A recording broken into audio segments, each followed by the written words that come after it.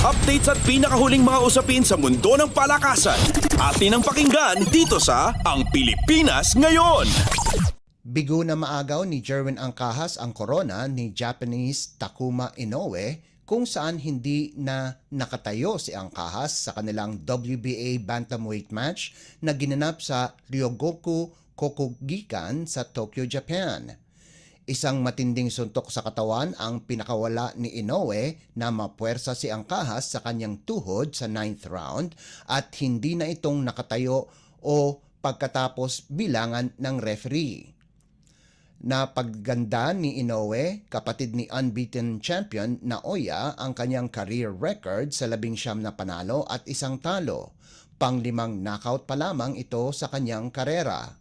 Ito na ang ika-6 na sunod-sunod na panalo ni Inoue simula nang matalo ito kay Nordine Oubaali noong Nobyembre taong 2019. Para naman sa 32 anyos na si Angkahas, ito na ang kanyang ikatlong talo sa huling 4 na laban. Huling nakalaban ni Angkahas ay noong Hunyo taong 2023 kung saan tinalo niya si Wilner Soto na ginanap sa Minnesota.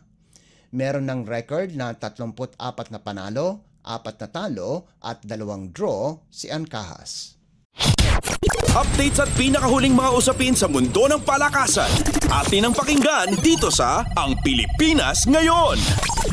Linundag ni Filipino pole vaulter EJ Obiana ang kanyang ikalawang sunod na gintong medalya pagkatapos lumabas na panalo sa ISTAF Indoor Berlin sa Germany. Ito ay matapos niyang makopo ang gintong medalya sa Memorial Josip Gasparak sa Osijek, Croatia nitong nakaraang linggo.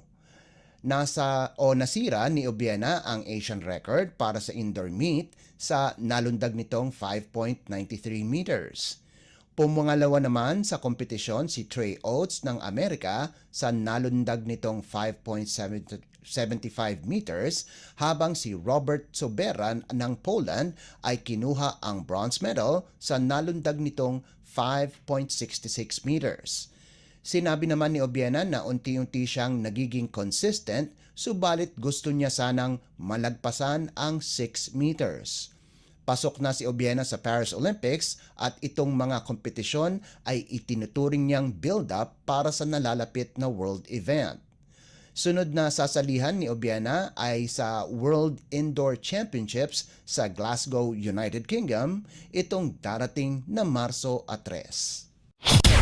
Updates at pinakahuling mga usapin sa mundo ng palakasan. Atin ang pakinggan dito sa Ang Pilipinas Ngayon. Bigo muli ang Philippine Women's Football Team na Filipinas laban sa Scotland 2-0 sa 2024 Pinatar Cup na ginanap sa Pinatar Arena sa Espanya. Kahit natalo, posible pa ring makaakyat ng entablado ang Filipinas kapag nanalo sila laban sa Slovenia sa kanilang bronze medal match itong Martes.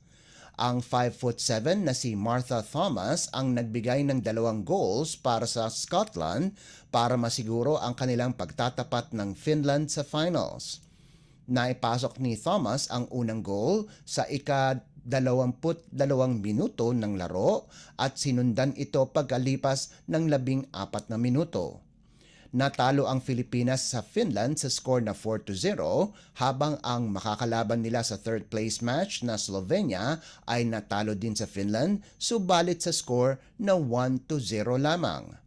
Noong 2023, bigong makakuha ng kahit isang panalo ang Pilipinas kung saan nabigo sila laban sa Wales, Scotland at Iceland.